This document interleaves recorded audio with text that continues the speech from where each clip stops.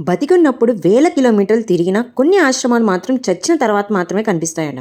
ఇవి భూమిపైన ఉన్నాయా లేక పరలోకంలోనా? ఆశ్చర్యం ఏంటంటే పురాణాలు మాత్రమే కాదు, యోగుల అనుభవాలు కూడా ఇదే చెప్తున్నాయి. పురాణాలు చెప్తున్నాయి, కొన్ని మహాయోగులు సిద్ధులు తమ ఆశ్రమాలను భౌతిక ప్రపంచంలో కాకుండా సూక్ష్మలోకంలో నిర్మించారని చెప్తున్నారు.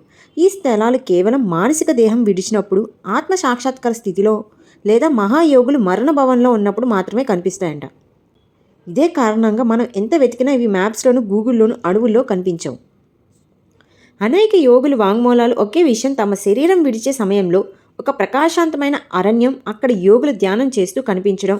ఈ స్థలాలను సిద్ధిలోకాలు అంటారు. సిద్ధి పురుషుల ధ్యాన క్షేత్రం మనుషుల కళ్ళకు పూర్తిగా అదృశ్యంగా ఉంటాయి. అత్యంత పవిత్ర శక్తి ఉన్న ప్రదేశాలు. అరుణాచలం చుట్టూ ఉన్న గురువుల కథల్లో ఒక ఆశ్చర్య కథ ఉంది. ప్రాణం విడిచే సమయంలో ఒక యోగి పర్వతం లోపల ఉన్న అచోగర గుహ ఆశ్రమం చూస్తాడంట. అక్కడ 18 సిద్ధులు ధ్యానంలో కూర్చొని ఉన్నారంట. మళ్ళీ కళ్ళు తెరిచేసరికి ఆశ్రమం అదృశ్యమైపోయింది.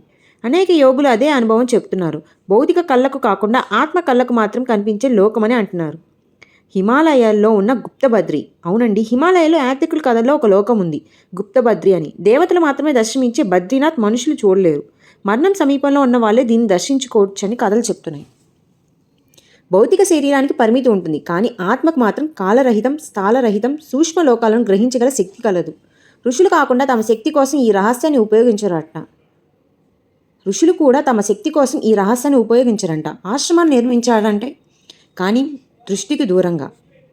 ఈ ఆశ్రమాలకు వెళ్ళడానికి యోగులు చెప్పిన 2 మార్గాలు.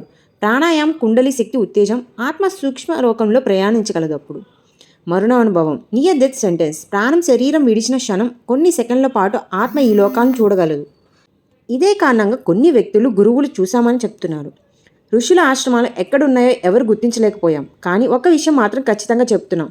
మన ప్రపంచం ఒకటే కాదు, మన కళ్ళకు కనిపించని మరో లోకం ఉంది. అక్కడ ఇప్పటికే ధ్యానం చేసిన మహాసిద్ధులు ఉన్నారు. అసలు ప్రశ్న ఏమిటంటే, ఆ లోకం మనం చూడటానికి సిద్ధంగా ఉన్నామా లేదా అని. ఇలాంటి ఇంట్రెస్టింగ్ ఆధ్యాత్మిక వీడియోస్ కోసం subscribe my channel talks of Tanvi. మీకు ఈ వీడియో నచ్చినట్లయితే please comment, like and share.